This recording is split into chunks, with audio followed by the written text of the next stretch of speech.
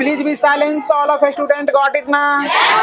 चलो देखो, ये जो है तुम्हारा, अब जो ये जो बोर्ड पर दिख रहा है बच्चे, ये तुम्हारा 10.5 में जो कॉन्सेप्ट लगेगा उसके लिए ये क्या है, थ्योरी है तुम्हारा। बात समझ में आ रहा ना? और जितने भी थ्योरी लगेंगे सारे पर चर्चा मैं करूंगा। सबसे पहले इस चीजों को दिमाग में एडजस्ट करने का प्रयास करो।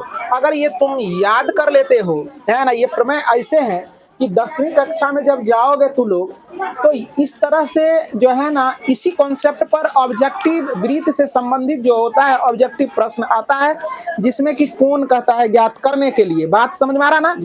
तो चलो देखो, इस टाइप से रहेगा। तो कैसे बनेगा इस चीजों को समझते हैं। कहता है एक चाप द्वारा केंद्र पर अंतरित वृत्त के शेष अंतरित, क्या लिखा, एक चाप द्वारा वृत्त के केंद्र पर, वृत्त के केंद्र पर अंतरित कोण, क्या है, अंतरित वृत्त के शेष भाग के किसी बिंदु पर अंतरित कोण का दुगुना होता है।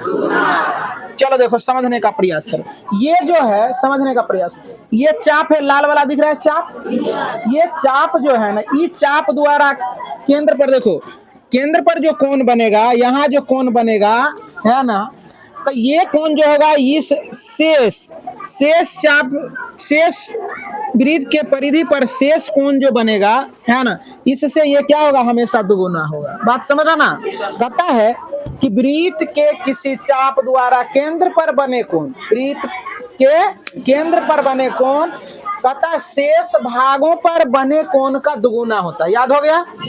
तो चलो देखो, ये अगर ये x है तो ये हो जाएगा 2x। बात समझ रहा ना?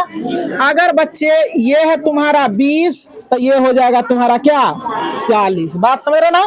तो इसको मैं लिख दे रहा हूं। इसका मतलब है कि इसका कॉन्सेप्ट तुम्हें समझ में आ गया होगा। या चाहे ऐसा भी रह सकता है, ऐसा भी रहेगा, है ना? बात समझ रहा ना? तो इससे ये दुगुना होगा। चाहे ये ऐसा भी रह सकता है, तो इससे ये क्या होगा, दुगुना होगा। लेकिन कचरा फैल गया है ना, इसको हटा दे रहे हैं। समझने का प्रयास करोगे। बात समझ में आया कि नहीं आया? चलो देखो, आ गया है तो समझने का प्रयास करो कि एंगल जो है ना, क्या होगा, इससे दुगुना होगा। तो एंगल AOC ये हो जाएगा किससे, एंगल ABC का क्या हो जाएगा, ये दुगुना हो जाएगा। कोई दिक्कत? बात समझ आ गया ना? तो यही है। अगर ये हो जाएगा, अगर 10 का तो ये कितना का हो जाएगा, 20 का। अगर ये हो जाएगा 60 का तो ये कितना का हो जाएगा, 120 का। कोई दिक्कत? चलो अब हम समझते हैं इस चीजों को। कहता है, फिर से मैं समझा दे रहा हूं। कहता है कि वृत्त के किसी चाप द्वारा केंद्र पर बना कोण, बोलो, रिपीट विथ मी, वृत्त के चाप द्वारा केंद्र पर बना कोण वृत्त के शेष भागों पर बने कोण का दुगुना होता है। बात समझ में आ गया? तो ये चीजें तुमको दिमाग में रहना चाहिए। बात समझना?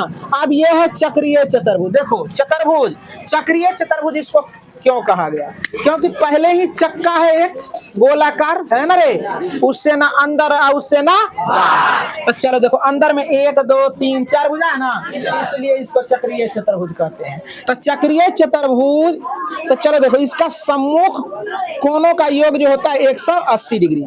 एंगल A प्लस एंगल, ये इसका सम्मुख है ना, एंगल C बराबर 180 डिग्री। तो उम्मीद करते हैं कि दोनों कंसेप्ट समझ में आया होगा। तो अब हम लोग चलेंगे क्या, 10.5 कल जब हम करेंगे तो तुमको बेहद आसान लगने वाला, इसलिए इस कॉन्सेप्ट को दिमाग में एडजस्ट कर लेना है।